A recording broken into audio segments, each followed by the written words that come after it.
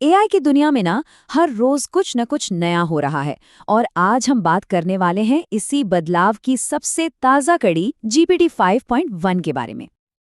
पता है अविनाश, ये एक ऐसा सवाल है जो हम में से लगभग हर एआई यूजर के दिमाग में आता है। ऐसा लगता है जैसे हमें हमेशा स्पीड और स्मार्टनेस में से किसी एक को ही चुनना पड़ता है। बिल्कुल सही कहा जास्मिन। और लगता है जीपीटी 5.1 इसी प्रॉब्लम को सॉल्व करने के लिए आया है। इसका सॉल्यूशन है एक बिल्कुल नया डुअल मॉडल अप्रोच। तो ये है वो दो नए मॉडल्स, एक है इंस्टेंट और दूसरा है थिंकिंग। एक को बनाया गया है स्पीड और रोजमर्रा की बातचीत के लिए और दूसरे को गहरी सोच और एनालिसिस के लिए। वाह, ये तो सुनने में बड़ा इंटरेस्टिंग लग रहा है अविनाश। इस इंस्टेंट मॉडल के बारे में थोड़ा और बताओ ना।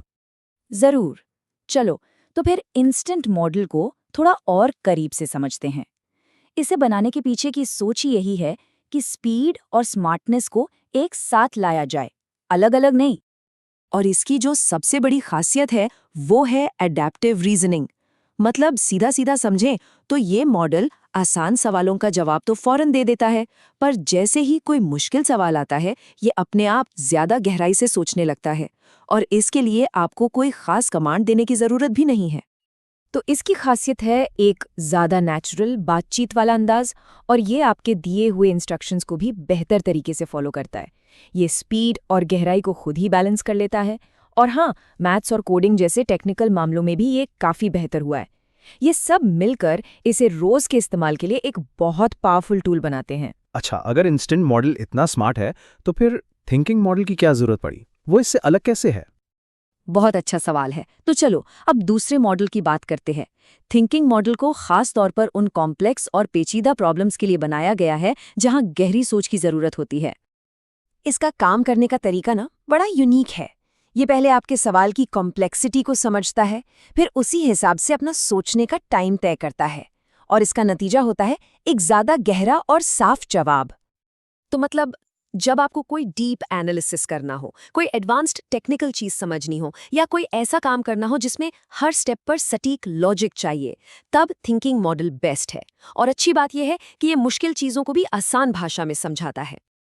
तो अगर शॉर्ट में बताऊं तो इंस्टेंट मॉडल आपके रोजमर्रा के कामों और तेज जवाबों के लिए है, जबकि थिंकिंग मॉडल कॉम्प्लेक्स प्रॉब्लम्स और डीप एनालिसिस के लिए।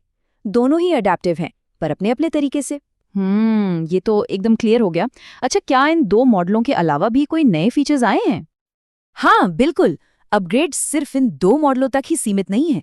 चलो अब परफॉर्मेंस और पर्सनलाइजेशन में जो सुधार हुए हैं उन पर भी एक नजर डालते हैं। टेक्निकली देखें तो इसके बेंचमार्क स्कोर्स में भी काफ़ी सुधार हुआ है। खासकर कोडिंग और मैथ्स के जो मुश्किल टेस्ट्स होते हैं उनमें इसने काफ़ी बेहतर परफॉर्म किया है।